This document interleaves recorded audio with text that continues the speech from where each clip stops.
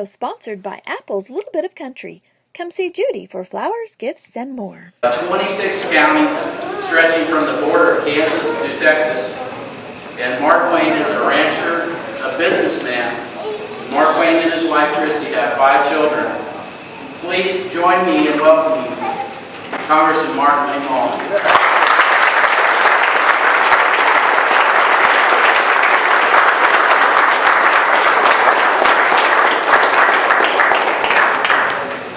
Guys, thank you. You all have a seat. Everybody hear me fine? Yes. Okay, I want to speak loud enough for everybody to hear me. First of all, thank you all for coming out.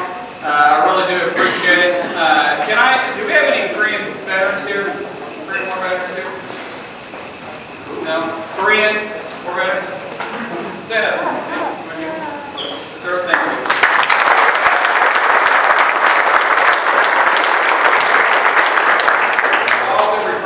Forgotten war, but I can promise you it's not. And from me, welcome home. Thank you so much. Okay. Vietnam veterans, stand up.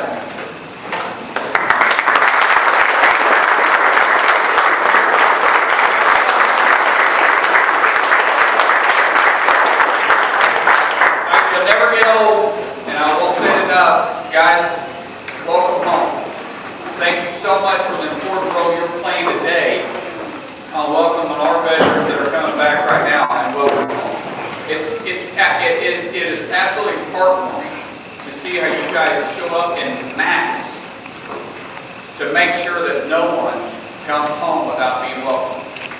You're going way beyond something that wasn't given to you, but you're making sure that that mistake doesn't happen twice. You're setting an example for these young veterans that are coming home today.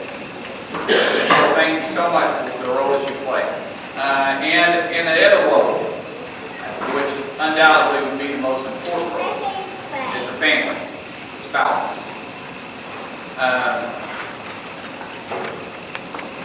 Spouses play such an important role of support through the darkest and highest times in our veterans' lives. A lot of times you're the ones that will get out front because the veterans may be a little too much pride built inside to go ask for the help that they need. But the spouses make sure that that help still gets there. The most tenacious ones we deal with is the spouses. And I appreciate that because you're fighting for a loved one. And I know sometimes you all get overlooked, but don't give up fighting. You know, what we're doing is making sure we're protecting our nation's heroes. And what we're doing today is making sure that we provide you the information that you need. One thing I want to warn you though is let's not turn this into something that we get upset about, that we use it as a gripe fest. Guys, we're here to help pass those barriers. I understand everybody gets upset about things. Guys, look, I get upset. My wife even gets upset at me every now and then. Can you believe that? As much as I try to tell her I'm perfectly, 18 years of marriage, she still gets upset at me every now and then. My kids are perfect, but I still get upset at them every now and then. Sometimes things don't work the way that we want them to work. I get that. But when we start getting upset and we start losing our head, guys, that's when you lose the fight. When I used to fight professionally, and when I used to compete, one thing I always try to do is get my opponent's head. If I can get them angry to quit thinking rationally, and they quit thinking rationally, I can win every time. When we get upset, we're just griping for the sake of griping. It doesn't help us, help you. It makes it more difficult. And I can assure you, we're here to help. I get the frustration with the red tape. I understand it. I get frustrated with it. But guys, a lot of the ones we're working with in these programs, they're upset with it too. Their hands are tied. They're working there for the most part because they have a love for their veterans and a love for our country. But there's a whole bunch of people making decisions in Washington, D.C. that's dictating what they can and can't do. And they got a ton of people going to them, so we're trying to put a face face with it. Sometimes we put a face with that problem. Seems like it gets a little bit more attention, doesn't it? That's what we're trying to do here. We're trying to bring everybody underneath one roof and get you the help that's needed. And one thing we need to keep in mind, when we get mad at somebody, just focus on one thing. Ask yourself, does that person you're dealing with love the country as much as you do? Just think about what I'm saying. If we're going to look for any common bond that we have in this room, I don't think there's anybody in here that will doubt the person sitting beside you or standing around you loves the country any more or any less than you do. We can all rally around the flag. Because it's still ours, I don't care which way you do it. So no matter how much you get upset because you don't agree with the way they're handling things, just remember you probably don't handle everything perfect either. Is that correct? Yes, sir. So let's try to work together. I have my team with me. We have a special guest too. I want to introduce him. If you think, no, he sits back there shaking his hand. I'm still going to introduce you, Jason. You think I don't look like a congressman? Wait till I introduce the other congressman I got with me. His name's Jason Smith. He's from Missouri. Jason, he really does look like a congressman. Ugly, just all of us. Anyways, Jason, you guys know I'm telling the truth. Anyways, Jason and I are, believe it or not, are very, very, very, very close friends. We're close friends and knew each other before we went to office. Jason came in a special election, so we're glad to have him join us. He's observing what we're doing. I'm not trying to teach him anything. We just, a lot of times when we watch other people perform, we can sometimes improve our actions too. So that's what Jason's doing. Then I have Jason Self. Jason Self helps with the VA veteran issues. He's a veteran himself. If you don't know him, shame on him because you should already got to know him. Jason, how many Purple Hearts do you got, Jason? 4. I always take a guess at that, but I always think it's 4. I told Jason Smith that correct. He takes care of our veteran issues from I-44 down, or I-40 down, but really we all work together. William Barnes, where you at, William? William Barnes. He's walking around on 2 metal hips. He got blown out of a Humvee in Iraq. He's got the most weird sense of humor about it. I don't know. But he takes care of everything on the north of I-40. But Jason and William work together constantly. Then I have Angie. Angie, where you at? Angie's husband is was a JAG officer. How many times was he deployed? Twice. She understands the spouse relationship with the veteran a lot, and especially what they go through deployments. And my point is that we try to surround ourselves with a great team. If I don't always understand an issue personally, I can put you in touch with someone that can. So with that being said, I'm going to stop there and I'm going to open it up for about 10-15 minutes for some questions. It doesn't have to be related to veteran issues, you guys. This is your meeting. This isn't a full town hall meeting. This is a veterans meeting for veterans. And so we're going to open it up for questions.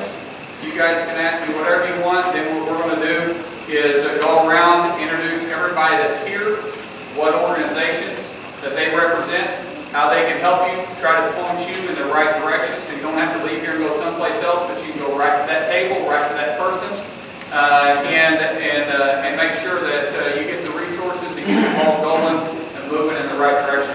Unfortunately, I have several of these going on, so I'm going to be cutting out of here about 11-ish, and I have another thing I have to get to 11:15, and I've got to go all the way to Claremore and start another one in Claremore. So we're going to be around as much as we can. So I'm going to open up the questions. What kind of questions? Yes, ma'am. Is it Janice? Yes. Is there anyone that you know is here today with the HISA grant? Excuse me? The HISA grant. The HISA grant? What does that deal with? For me personally, I'm trying to get some help to remodel and get a walking shower for them. Right over here. Yes, for better. It's a home material structural alteration grant, and it can be, we can assist you with that. I can give you some education about that. If you'd like to meet with me and individually, we can help help you get in the right direction. That's service, Janice, right? That's service right there. Should I put good up? That's all about. See, they make me look good. Or if It's these, like my wife does. you can come by our chapter at the DAV in Tulsa, Oklahoma. Or, I mean, Sapulpa, it doesn't make any difference. Just buy a DAV, and we have like a plan paperwork that we can file for you. It's for a happy house. Specifically for items like that. I've been to the Veterans Hospital, to make a long story short, but they keep telling me we need paperwork filled out. Well, I haven't seen that paperwork, so, I'm going to know. okay. Our people know that fact. We got two right here, so you pick whichever one you think is better looking. Good luck with that.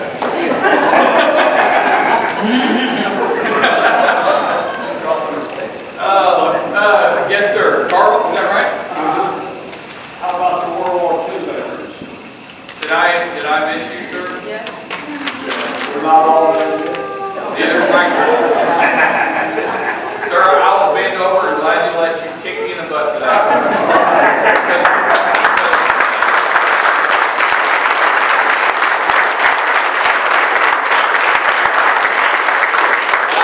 I'm a young World War II veteran. I stood underwater. I'm only 86. Are you really? Wow. I would have thought you were the day over 85. 365 days.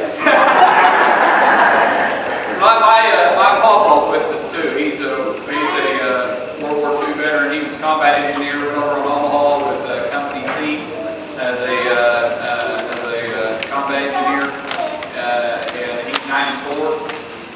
And Kenneth is his name, Kenneth Morris. They call him Cowboy, but I grew up running rodeos with him. He would never let me cry. He'd kick me in the butt if I ever teared up and tell me to get the house on the girls. No offense, that's Papa. That's his words. No, sir, thank you for what you did. Greatest generation out there, and we're still learning from what you all did.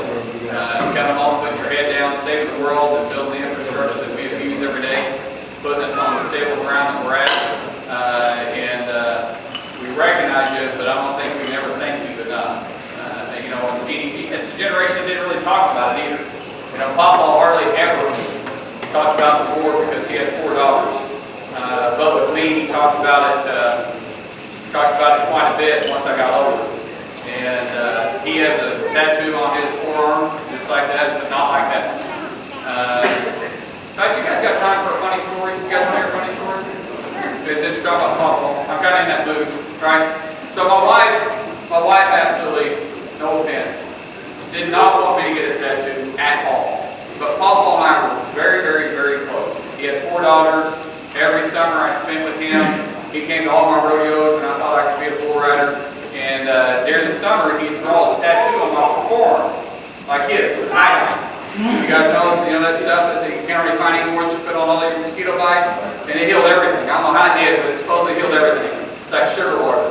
And so he would draw that tattoo on it. It's a horseshoe with a horse in the middle, with 4 stars over the top of it, and clover leaves going down the side of it. And every summer he'd draw it on me. And I told Paul, I said, Paul, when I get 18, I'm going to get that. Because Mom wouldn't really let me get one either. When I got 18, I was dating this little girl that I married, and she did not like it. And I was trying to keep Mama happy. And then I couldn't afford it anyways.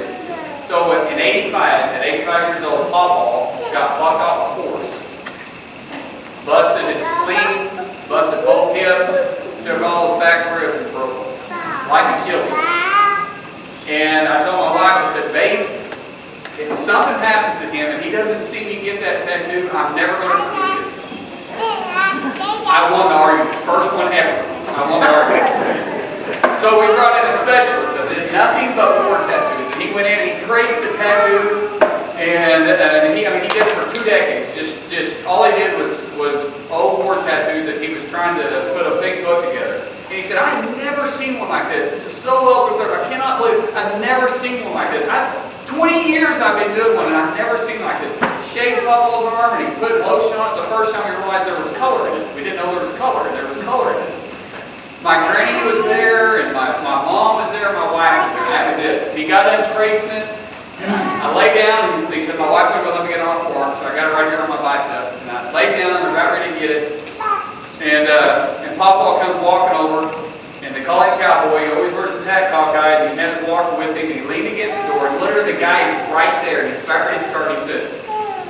I'm not going to repeat his language. Papa will use whatever language he wants, and he's earned the right to be able to use it, but I'm not going to repeat it. He goes, "Gee, Markwayne, I got to tell you the truth." I said, "What?" "I didn't get that in the war. I got drunk at the Westville Carnival in 1937. My granny was sitting right beside me and said, "Canada!" He goes, "Now, I didn't tell you. I didn't lie to you. You all assumed." No one ever asked him about it, but now everybody knows about it. And of course, now my wife's looking over at me. She says, "What do you want?" Of course, I'm going to get it, but when he passes, I'm going to put established 1937 on the top. Anyway, I know that doesn't do the better sound movies, but it's still funny. All right. I can't tell that to all of them, by the way. They will not, some people might judge me for having that, so we'll stop that. What other kind of questions you got? I got one. Yes, sir. I'm the student veterans president at OSUIP. Yes, sir. Now, and we're working on countless different things at this time to help veterans in the community. And one thing that through the contacts I've made, I've heard about a veterans court in Tulsa that's kind of ran by a man named Stacy Hester. And he's, I was just wondering if there's an opportunity to get something like that down here in Tulsa. Are you talking about the bunker? No, I'm talking about what it is. It's more specifically for veterans, and it's like you get a DUI. I mean, the stuff that young soldiers get back when you get in trouble, and so they kind of take your service into account when it comes down to pushing down funding, or rules. Let's not call it funding. But I was wondering if I know there's nothing like that in Oklahoma. Is there something that can be done to make a slaughter program like that now? You talking about Veterans Court? Yeah. Yes. I'm the VFW Post Commander. We are now working with the associate judges here, primarily Pickering, to try to get established. The problem is funding. You got to have money. Okay. They would like to have it done. We've been petitioning her, we wrote her, we've met with her, but without funding, they're not going to have a Veterans Court. Is there federal funding for that, or is it just come from local? Well, I think it's mostly state funded. Okay. And we're still working with them. We're trying to come up with a solution because we do need a Veterans Court. They have one in Tulsa. It works very well. They have one in Oklahoma City. But we don't have one in this county. Hey, William, can you check with the one that's in Tulsa and find out where their funding comes from? And if there's some federal funding that's available for it, let's see how we can help do that. In fact, it might be a program to start throughout our district. If there's some federal funding. If it's not any federal funding, there's really nothing I can do except be an advocate for, which I will be. So, Yeah, it's a state court, so I don't know if you're going to get it. But through the Veterans Association, if you something. okay. All right. What else we have? Yes, ma'am. I was wondering about, Can you introduce yourself? I'm sorry. for surviving widows of veterans. Yes. Like my grandmother, she's 93 in August, and I had heard that there was a program where there was funding for home health care to come in, and she's still, I never heard of home. But she's getting to the age where somebody needs to be there all the time. She won't sit down, but she's not able, to take her medicine and, stuff like that. And we were wondering if there was a program for the survivors. Yes, ma'am. Go ahead. Is, and I just went through this with my mother. Right here. Okay, thank you. Yeah, You can contact DHS. They've got a program that not a lot of people tell you about, but it is amazing. It is the Seniors Advantage program. And I have somebody now in my mom and dad's home 20 hours a week. She has Alzheimer's. He is a veteran that is now already eaten up with cancer. So if you'll contact DHS, it's a... Part of that was, I was going to see, because I live with her now, if somebody told me that they could pay me, because I can't They go to work. can. It's called the C-Pass, the CD Pass program. And Let's get you two, if you don't, thank you. Sure. Is it Lisa? Yeah. Am I reading that correctly? Lisa. Thank you. Let's see if you two after this. Okay. This right here, if you guys notice, I don't think I've answered a question yet. and I'm going to get off the That's awesome. Okay. Look, this right here is what's so important about bringing veterans and veteran families together. Because so often we're dealing with the same stuff, and some of it has already went through the process, that's already cut through the red tape, that can assist somebody else. And we're a big family. All of us are a big family. So thank you for helping everybody out here, but make sure that we continue doing this. Yes, sir. I already passed through one of my cards. Yes, there is a program for surviving spouses through the VA, regardless of long as surviving spouse. It's called, and you can qualify under certain circumstances for what they call aid addition, just like a veteran would have. And it will help out with that, either by part of the groups that the VA has, either, visiting of it or the help with the veteran, or also financially. Well, I thought since I can't really go to work because I stay there with her, because Absolutely, that's what I mean, yeah. Well, there's so many, as Markwayne was pointing out, there are so many spouses now that have their veterans coming home, they're in the same boat. Right. So, let me get here first, and I'll get right to you. Yes, sir. My name is Justin Giles. I'm the director of the Custodian Communication, which is our capital city along with the capital city. I'm the director of our culture center archives department. So I just want everybody to know again, the Custodian Nation has a veterans museum or center on the complex over there. So I encourage anybody that's not gone through there to go ahead and take a look at that. That really tells a story, and that's what my profession is, telling stories of our people. And I mean human people, all of us here too. Right. So that story that's told in there, it starts with this Revolutionary War, all years before there.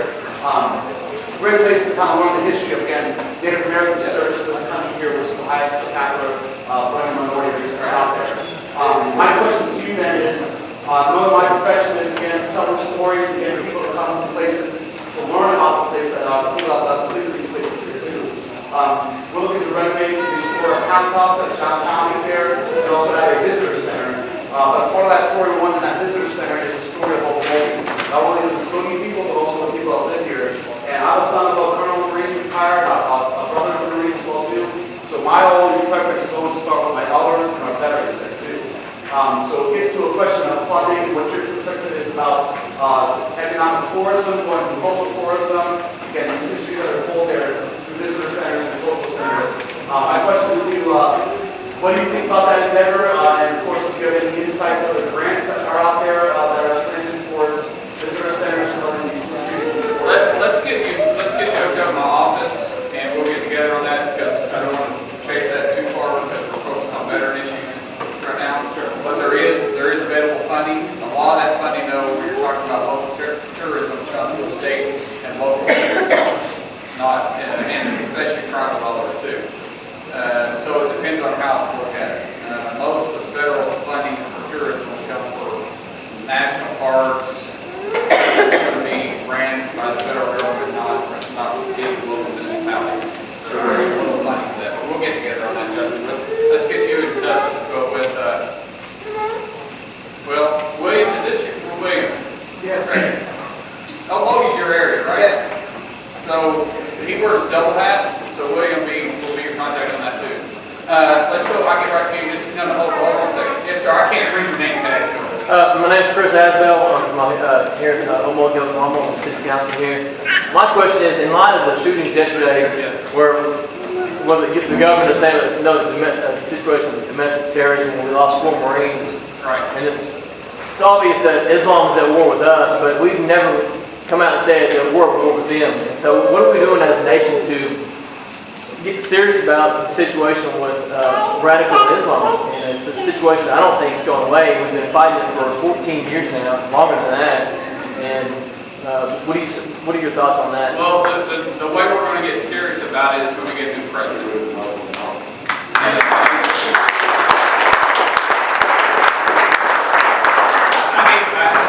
He's the commander-in-chief. His first responsibility should be to us. But he's making policy through politics, and it's about an agenda he's driven. He ended the war on terrorism. So he doesn't want to admit this terrorism. You don't have to be very intelligent to understand what just took place. You've heard the rhetoric that ISIS and all these individuals that out for the lone wolf.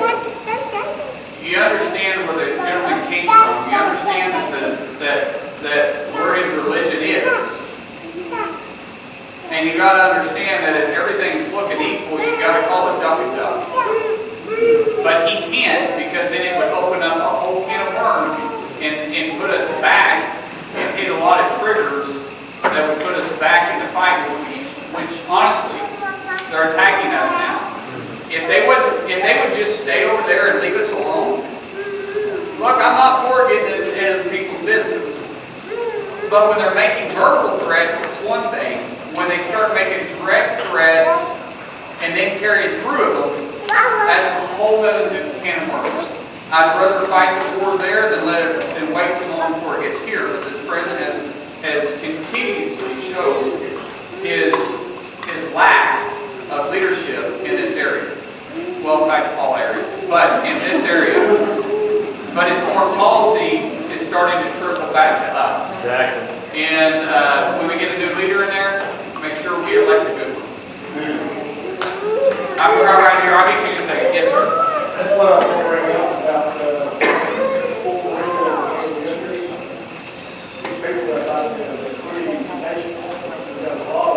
right. Everyone recruiters, they got contacts back there.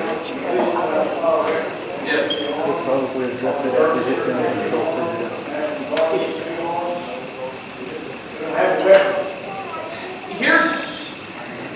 Take a big look at this, okay? There's a reason why our military ain't running around locked and loaded. It's because we have law enforcement. And it opens a whole can of worms. Then are you going to require our men and women to get CLEAT certified, like our men and women that are walking around protecting us? But CLEAT, it's different. I get that. But there's always been a difference inside the United States with the states and with going all the way back to the Constitution when it talked in the Second Amendment that we have the right to bear arms. And I believe wholeheartedly in the ability to do that, but there's a lot of working parts in movement. And I agree, listen to me. Anybody should be armed, should be the military. Hold on a second. The military knows how to use them weapons. Get mad at me if you want, but you want me to keep getting I've upset. been there over 20 years, and I've never been nowhere without a weapon. Okay, I don't either. Got it. Got a weapon with me. I mean, it was legal for all of that. And I agree with what you're saying. Wholeheartedly agree with what you're saying. And guys, understand where I'm at. I support our military 100%. I think we all should have the right. I'm a strong Second Amendment person. And I believe they should have the right. It upsets me that they don't. I've got a brother-in-law right now that's in Qatar that has to check out a weapon every time he goes to the watchtower. And he walks around without one. I don't like it either. But there's a lot of moving parts around it. We have to understand where the line is drawn. And I want to make sure. They're on their base. On their base, unarmed. I agree. I'm not arguing.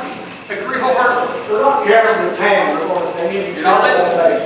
I agree. You gotta do something about it. It's not that simple. That's what I'm trying to Get up there and tell them what you want. Well, then you can do my job if you think it's that simple. No, I'm not telling you that. Well, then if you're going to tell me I'm going to do my job, then I'm going to tell you that it's not that simple. I'm trying to explain to you the Well, you want us to ask your question, or messing your question, what are you going to do about it? Sir? Are you going to go? Okay. Anyway, That's where Congress is. guys, we see the problem. We want to work through it. We get it. And I agree wholeheartedly. They've been trained with the weapon. A lot more of the people that go through this can still carry. I understand all that. But there's a lot of moving parts to that. If it's possible to get it done, I would support it 100%. Because I don't ever want to see this happen again. Ever. Ever. Once too many.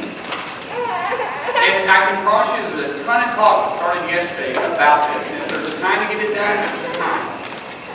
But understand and respect the reason why it was created in the beginning and the conflict that we don't want to happen with law enforcement and military. There's a fine line that we got to walk there. And we don't want to give everything away and have a knee-jerk reaction like we did after 9/11. Let's get it right this time and not give away a whole bunch of our freedoms along the way. Everybody follow that?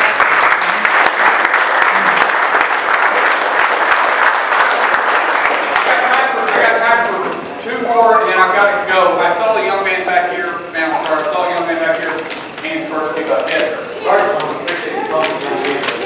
I've been married as long as you have. I've got more time in the military than you've been married. I'm also still active National Guard. My facility is in Broken Arrow. I'm the facility physical security officer for that location.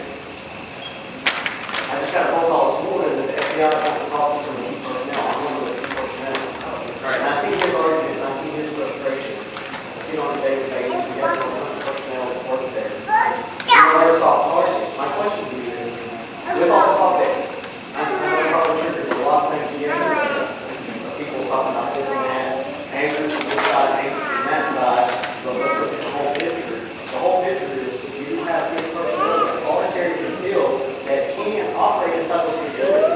They are bound by regulation by some of those that they can't have those on those facilities. But those rules and regulations can be amended by the people at your location. Now I'm asking, can we come up with some kind of agreement where there's like a Patriot Protection Act, where those that have gone through the training, they're common to combat, Iraq and Afghanistan. There are plenty of them in here. I'm going to speak for the current veterans, not the ones that are past. Because I still work and see all these guys. And I still have a little bit of time to go. And it's my belief I'm going to do what's best to be a better facility, a better location for those guys to train them. Something needs to be done where it's like a Patriot Protection Act, where those that have gone through CCL, half my friends that here are law enforcement, I've gone through those, they trust me, I trust them. We're internally in that facility, and it's halfway located between the Korea and the Broken Arrow Police Department. The reaction time is a whole lot quicker if it's very concealed, in uniform, is in one location, can take care of and eliminate the situation. Be in contact with law enforcement, let them know the situation they approach. Because sometimes, right now we're at Fort Protect Bravo, and we keep doing a lot. But there's no ways to get in there. I suppose that on the facility, it's dumb that you we have been. Where the fine line gets to is when you're off those facilities. And that's fine. And so what we're talking about, like, unfortunately, what happened in the strip mall is would that strip mall, would the recruiting office be considered the facility, or that be off facility? Now, the men and women that's working in the recruiting offices should have every right in the world, because obvious it's a target they're walking around with in a uniform right now, which is a shame that we've allowed these individuals to come over and target our men and women. My opinion is, yes, they should have the right to protect themselves just like all of us. But that's what we're working through right now. Those are the talks that started. As far as on the facility, that's coming from direct orders that's outside of my branch, the legislative branch, and coming from the White House. I can't control that as much as I would like to.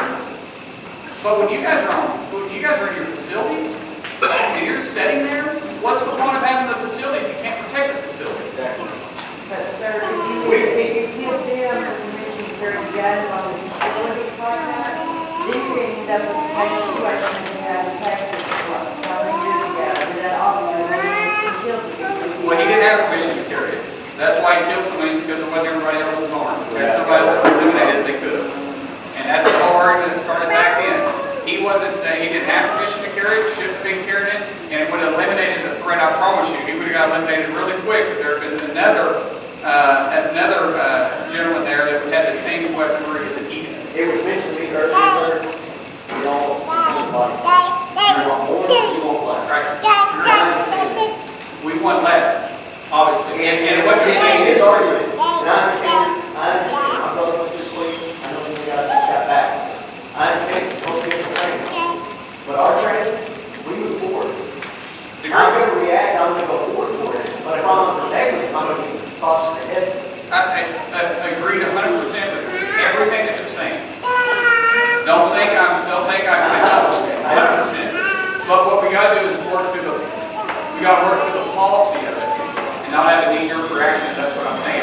We can fix the stuff in the facility like that if we have support from the commander in chief. But that's why he's being so cautious by using the word terrorism again.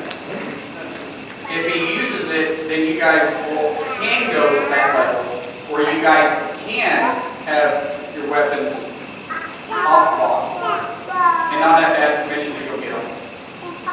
And for some reason, he's not seen it, not want to recommend it. And I'm not even asking for that. I'm asking, y'all can work something where those who are carrying can actually carry on those locations. I know through legislation, it's difficult for Congress to do it because we fund it, we don't direct it.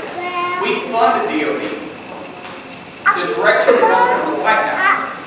And please understand what I'm talking about. We're legislators. We pass bill and we fund it. But it was clear that he was given the president, the title Commander-in-Chief. They report to him, not Congress. We can come in and ask for their actions, but ultimately for us, it's got to come from him too, because we can't direct it. We can't direct it from in Congress that I know of. Now, there might be a maneuver that might be able to get us there, but I don't know of it yet. Through the fiscal facility, Yeah. there are rules in there where law enforcement can carry. I know. But right now, it's at y'all's level that says no, they can't. I get it. I would love to fix it. So we really want Congress to legislate what goes on with the military. This is a military issue that they need to deal with.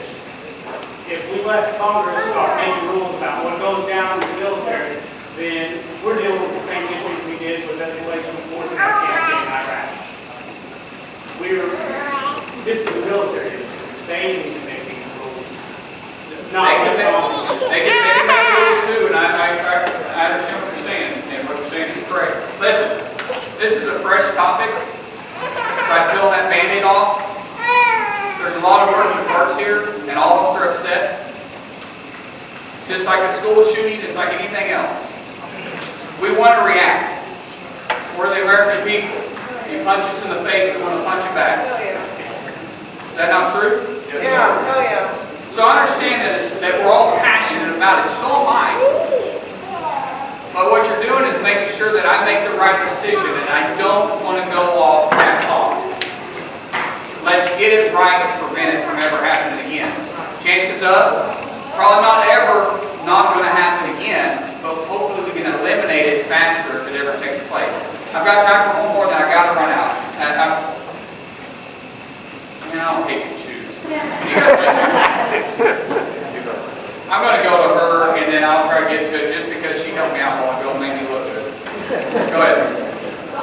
You know, and I know this is probably another topic, but I haven't heard anyone in a position and yourself to really address it that well. What is your opinion on what's going on with JL 15? I mean, on your opinion. Let's go to you. Look, a lot of it honestly has got blown out of proportion and hasn't been handled right. Would you repeat the question? Go ahead, Lisa. I'm asking about, heard a lot of hoopla about, other states doing this, and we're supposed to be not involved. But there is something going on called J-Hound 15. And if you haven't read about it, it's very interesting, and there's a lot of opinions about it. But I'd just like to know what... First of all, reading about it is really scary if you're Googling. Because you might be surprised that everything you read on Google is not true. What? I know. Unless it's good about me, it's not true. Because it took a little bit on that one. Yeah. Second thing, a lot of it's been blown out of proportion. If you understand the facts, I don't agree with it, but it's been blown way out of proportion. We're always, as a country, going through procedures of what ifs. What if this happens? This is how we react. If this happens, this is how we react. And so, where it's more to in the facts and the details, I haven't got briefed on it to understand all the facts, but I understand enough of them that I think it could have been approached completely different, and the exercises they're trying to get done, I don't know if maybe they should have probably not kept it from the public, but maybe came out and addressed it so all these fears didn't run through. Now to separate facts from myth is very difficult until I get it in front of me and actually get to read it. When you do, Like I we had, really like your opinion. for instance, we had an exercise with the National Guard, and the National Guards came together and they did a big exercise on the East Coast over Wisconsin. In fact, a lot of our men in the National Guard just got back, men and women just got back from there because this took place about a month ago. I started getting phone calls immediately because of all the armor that was moving in there. And so what we did is we got a briefing from General Asher of what was going on. And when General Asher laid it down, it was a 2-week training. That's what it was. It was an exercise they were going through, what ifs. And they were going to have war games, and they were going to have different stuff going on. It was an exercise so we keep our men and women prepared of the hope we never get to point. Okay? I'm gonna go around the room. Is that my next point, Jason? Angie? Choice. Choice? Okay, choice. Did I stay or what did I do here? I come down? Okay, well, you guys think I really control my life. I don't. I get lost around at home and get lost around at work, so it's fine. So, thank you guys. Appreciate it.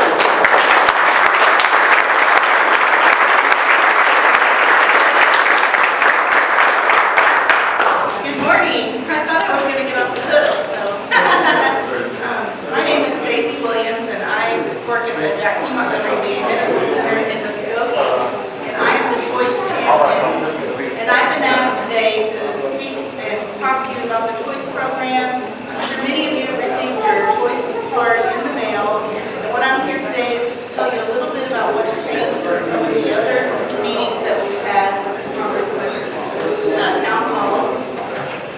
Recently, a change was implemented to change the language on the law so that we could, many of you probably know in the beginning there was a 40-mile straight line distance criteria for the choice program, and that has been changed. We're glad about that. It's now driving distance.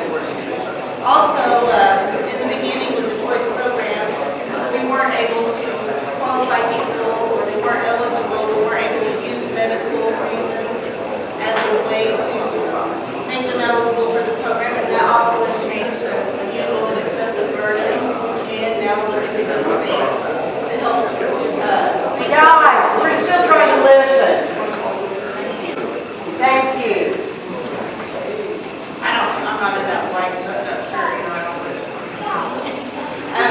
And then also, there's a new initiative that's been added to the choice program, and that is Choice First, and it's where it's a new hierarchy of where we used to go outside of the community and use non-VA care. Now we're looking to see if you're eligible to use the choice program, and if you are, offering that service to you. So I'm here today. I'll be over here in the corner. If you have any questions, we can discuss them. And at this time, that's all I can think of that's new about the choice program. And we'll start on this side of the room and let every organization stand and introduce themselves and tell them how they can help